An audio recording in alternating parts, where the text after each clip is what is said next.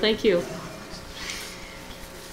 So now a little bit about Christmas. As you know, Jesus was not born a Christian. Buddha was not born a Buddhist. Muhammad wasn't born a Muslim. But all the prophets understood the spiritual laws, and they demonstrated the embodiment of the laws in their life. So Jesus, born a Jew, celebrated the Feast of Dedication, also the Hanukkah. I do speak German, but I'm not going to try. So he celebrated Hanukkah before Christmas was even a thing. He knew about the universal laws written in the Torah, the Old Testament, and those laws taught through the Jewish tradition in which he was raised. So Jesus understood, but then demonstrated those laws and how they worked, how those principles healed, how he was able to perform miracles, and how he was able to bring life more abundantly.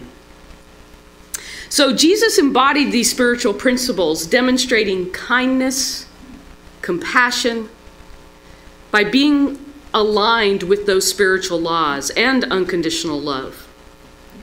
So Jesus of Nazareth, whose birthday we celebrate on Christmas, became known as Jesus the Christ. Not Jesus Christ as in Christ being his last name. He demonstrated Christ nature, Christ consciousness, and that is the potential within all of us. The laws do not play favorites. Gravity doesn't play favorites, right? But Michael Jordan sure knows how to use gravity, doesn't he?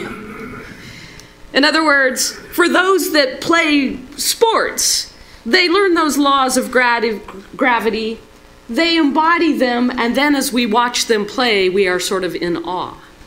Well, I'm thinking the same thing of Jesus, that he understood those spiritual laws, and he again tried to encourage all of us, follow me, not as an exception, but that you all have this latent potential within you. So we can live by our Christ nature by going beyond our ego, by shining our light for all to see, not in an ego form, but in the natural uniqueness and divine expression that we are.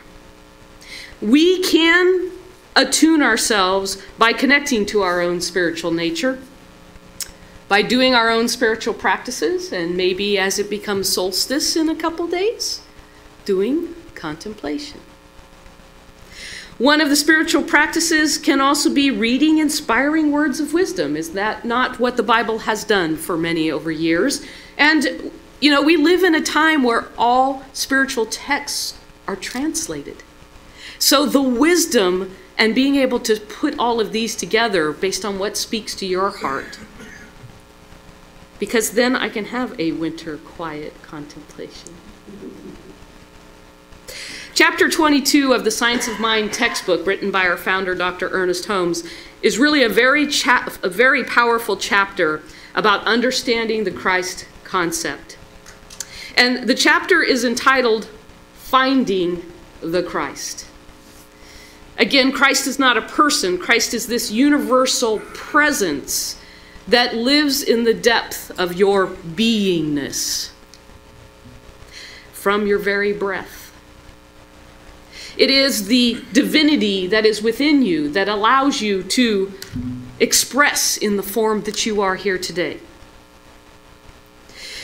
The will of the ego tends to separate us, but if we can give way to the truth of the unity of our oneness, we can demonstrate this oneness in our being. Again, Jesus never thought of himself as being different from others. His whole teaching was that what he did, others could also do. Jesus located that kingdom of heaven that was within himself, and it is within you. He plunged beneath the material surface of creation. Now, I'm not knocking Christmas, but what we have done to it and changed it over time, I believe that all of you are here also for the depth of the sacredness of what are we celebrating. And even in giving gifts, it is of love, of unconditional love, of being with family and friends and celebrating together. So do you think Jesus contemplated more during solstice? That's the question I have. He did discover first cause, and he called that first cause God or Father. So Christ is the embodiment for all of us, which has come to varying degrees to many, many people over time. Maybe not as told, throughout history.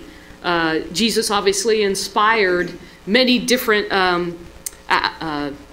dimensions, I like to call flavors, of understanding his teachings. And while we here try to release the creed and the dogma, we believe in the message that Jesus was delivering. So, how did Jesus learn about Christ's consciousness? Of course, there are many different things about when you read in the Bible, what happened when he was younger, but then all of a sudden he disappeared and then he's back. And of course, they weren't selling Christmas when he was alive. They were questioning what wisdom he actually had. It was many, many years later where Christmas came to be. But we can say from the contemplations of Jesus, he said, I am the light of the world, the I am that I am. He who follows me shall not walk in darkness, but will have the light. His disciples contemplated, and a couple quotes for them are, let your light shine before others, that they may see your good deeds. God is light. In him there is no darkness.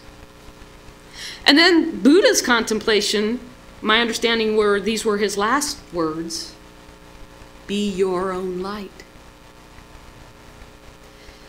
Baha'i faith, Baha'u'llah's contemplation was, so powerful is the light of unity that it can illuminate the whole earth. Rumi's contemplation, don't you know yet it's our light that lights the world? Roy Bennett, to shine your brightest light is to be who you truly are. Dr. Martin Luther King Jr., darkness cannot drive out darkness. Only light can do that. And for a contemporary person who contemplates, Oprah Winfrey says, you have to find what sparks a light in you so that you, in your own way, can illuminate the world. So each of these spiritual people throughout time have done their own contemplation and found their own expression of the Christ light.